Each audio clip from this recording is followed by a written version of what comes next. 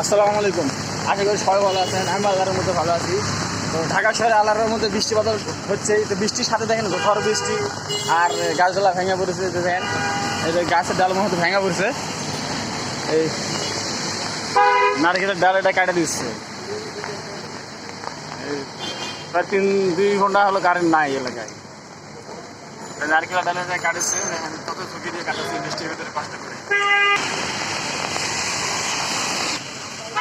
যে রাস্তার উপরে এই গাছটা ভেঙে পড়েছে, ওই জন্য এই জায়গাটা অনেক গাড়ি চলাচল বন্ধ ছিল এই রাস্তা দিয়ে। এই কালকে রাত থেকে শুরু হয়েছে, সকাল সারাদিন আজকে প্রায় 5টা বাজতেছে। বৃষ্টি এখনো সেই ভালো মতোই ঘুরি ঘুরি পড়তেছে ঢাকা শহরে। তো বৃষ্টি হলে কেউ খুশি হয়, কেউ বেজার হয়। আল্লাহ তাআলা যা চাই সে দিকেই হয়। আল্লাহর হুকুম হলে তো আর কিছু করার নাই। ঝড় বৃষ্টি সবাই যারা উপকূলে আছে, তারা নদীর ধারে আছে, তারা অনেক কষ্ট আছে। দয়া করে সবাই সবাই ভালো থাকুক, সবাইকে সুস্থ রাখুক। প্রচণ্ড বাতাস, দেখেন আমার ছাতিটা মনে উড়ে দেবো। এই আজকে যে অবস্থা, এই ঢাকা শহরের এই পরিস্থিতি।